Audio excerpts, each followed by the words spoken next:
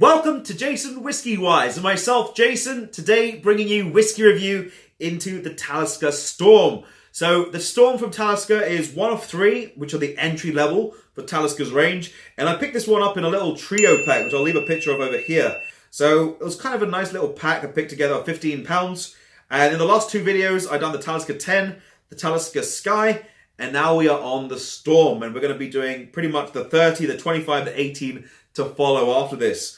So, if you've all seen my co-host, Mr. Bananas, he wiped out in the last video, which is pretty much, I'd say, priceless. And now he was trying to run off the table, and I grabbed him by the legs and yanked him back, and I said, you got to stay here for the rest of this video because you got to support me. You're meant to be a co-host. So, funny things are happening today in this video. So, anyway, we're going to review the whiskey. The Storm is actually a domestic market release that was released in 2013.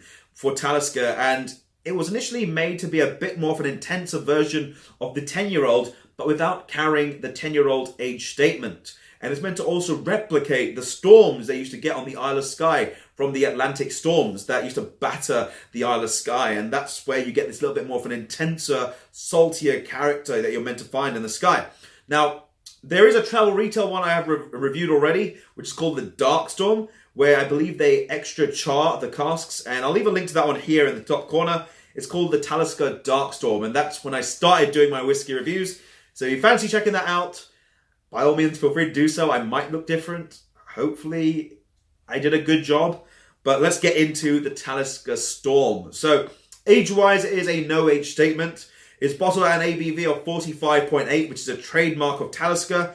The actual cask selection are a combination of refill and toasted American oak casks. And it's exactly like the Skye, but they extra toast the cask. So you're going to get a much more richness coming through on this whiskey. The actual distillery itself is the Talisker Distillery, which is going to be looking fantastic, provided it's not storming when I'm there. And the actual parent company is Diageo, who own them. And they are located in the Isle of Skye on Scotland. So it's known as the Islands of Scotland, if you look at the different regions of Scotland. Now, the price point for this one, you're looking at around about £40 for the full-size bottle over there. And you can tell it's got a nice design on it of the Storm that they get over there. So, in terms of exclusivity, it is not exclusive. It is part of the core range. And in terms of caramel colour, it also does have caramel colour. But again, I believe it's minimal because the whiskey does have an extra charring of the cask. So, it does impart a little bit more character as well. So, but it doesn't look dark. It's not a really dark whiskey. So I think it's a little bit. So without further ado, let's begin by assessing the nose of the whiskey. Into the nose. So to start on the nose of the Talisker Storm, this one is definitely like a whack in the face of sea spray. You're getting a very intense sea salty aroma that's sort of just hitting your face as soon as you put your nose to the glass. I'm getting those green olives are back, and these are really rich green olives. Capers are back, which I found actually on the Storm, which I didn't find in the 10, but I found it in the Skye. Just a little bit of green capers. Little notes of even ripe pineapples, as if you've left pineapples on your table, on your kitchen table, and you've left them to go a little bit too past the ripe stage, and you can smell that sort of sweeter pineapple aroma bursting around the room.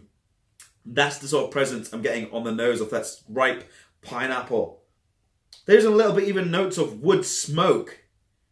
And like wood smoke with salted and slightly smoked meat as well. Which I think I've found consistent throughout all three. Yeah, you definitely get that. You get a lot more of the olives in this one though, in the 10. But salted meat's coming through. A little bit of a note of, it's like citrus, but I'd say like a toasted lime peel. So if you're making an old fashioned and you twirl it and you like a little flame to really activate the peel, a bit like a toasted lime peel, and then a little bit of a peppery spice. But this is like a white peppery spice that's just been crackled, or just if you take pepper pods and you just rub them in your hand, that sort of little bit of spice. It's not intense. It's not so much in your face. It's actually quite gentle with the pepper. So let's get into the palate next. Slanger. Haha. So, into the palate for this whiskey, the texture is actually a bit more mouth coating. It's actually along the lines of the 10, but with a bit more richness. I'd say a medium full texture. quite silky. The peppery note is introducing you definitely first to the actual whiskey. You can see a bug flying in my studio, which I don't have a clue what it is. But white pepper spice, a little bit of what reminds me of a chili pepper spice. Have you ever had a bit of chili powder? And you just dipped your finger in it and then put it on the taste buds. That sort of chili powder heat that activates on the palate, followed up by a little bit of soft, ripe peaches or maybe nectarines. I'm going to say peaches, and this is full peaches, the skins including the inside, giving a little bit more of a juicier, fruitier character. A bit of licorice follows through, and this is, maybe you say a bit of red licorice, but I want to say black licorice. It's kind of border level between the two. I'm going to have a second sip. I'm going to edge towards black licorice. And then I've got a little bit of a spiced, oaky character, which finishes off in the background. Not really so much smoke on the palate. There's a little charred, sort of like a charred piece of wood. And it's got a little bit more of the briny character falling through right at the back of the palate, coming back, and it's like a salty mouthwash almost. That's quite intense. But anyway, let's get into the finish next, and then we'll finish in our conclusion. So, here's the finish. So now into the finish of the Talisker Storm. I'm picking out quite a bit of maltier characters, a little bit chewier. And the spices are coming back. They're reactivating. They're sort of making a little bit of a comeback. I'm getting a really funny tasting note of well-toasted bread, sort of spread with the spread of actual salted butter. And now it's creamy and it's sort of activating the taste buds again as they sort of develop further with this salty character. It's got, I'd say, along the lines of a medium full length in finish, as it just really keeps going and it keeps making my mouth water. That's really nice. In terms of what I would rate it, I'm actually going to change what I was originally going to give it as when I first tried it. I'm going to give it an 85 out of 100. Even though I can see that, still have to think about it. I'm going to give it an 85 out of 100. For price point, it is a little bit steeper than your Talisker 10.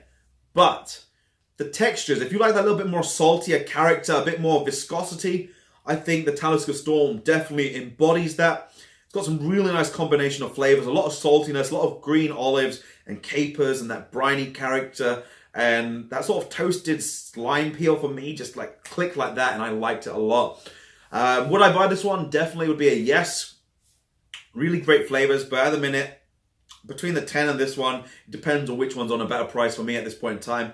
But both really good whiskey. So let me know your thoughts if you've tried the Talisker Storm. What's your thoughts? Leave it down below in the comment section, as I always like to hear about what you guys think about these whiskies. And also let me know which one should I do next. I'm thinking about doing the Port Tree and then working through some others. But on that note, this has been JasonWhiskyWise.